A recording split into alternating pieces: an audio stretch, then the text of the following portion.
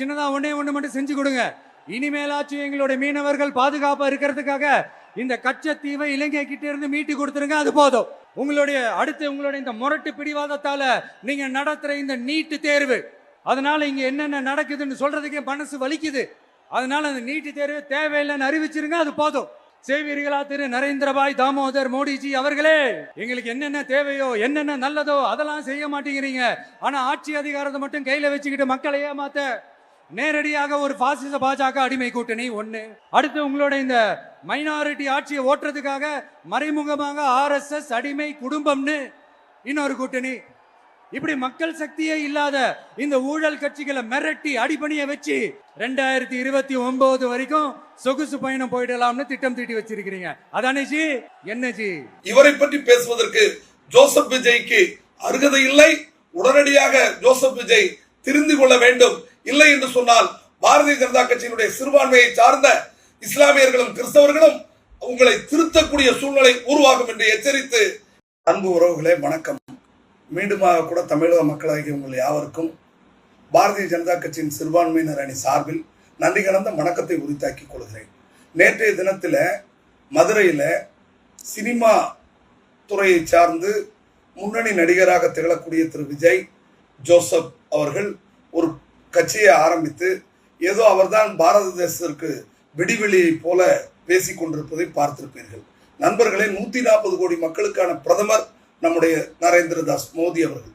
அவருடைய பெயரை கூட சரியாக உச்சரிக்க தெரியாமல் தவறுதலாக உச்சரிக்கக்கூடிய சூழ்நிலையில் இருந்து கொண்டு அவருக்கு என்ன நிலைமையில் உலக நாடுகள் இன்று மரியாதை கொடுத்து கொண்டிருக்கிறது, உலக அரங்கிலே பாரத தேசத்திற்கு எத்தகைய பெருமையை சேர்த்திருக்கிறார்.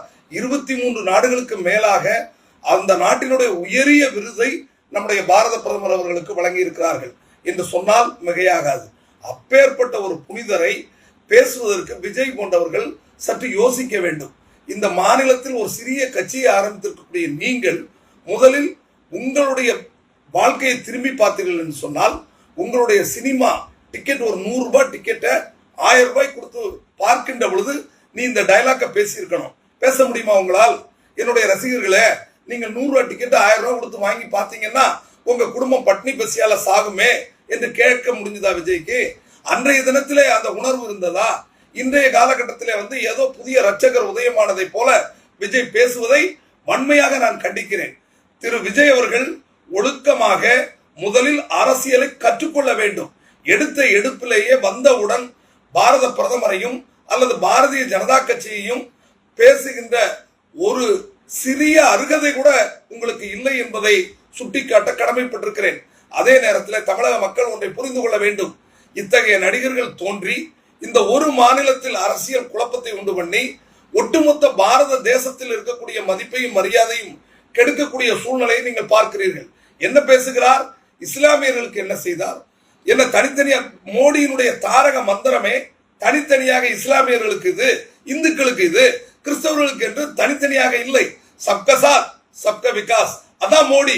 எல்லாருக்குமான பிரதமர், சமத்துவத்துக்கான பிரதமர், உண்மையான மதச்சார்பின்மைக்கு எடுத்துக்காட்டாக திகழ்ந்து கொண்டிருக்கிற பிரதமர்.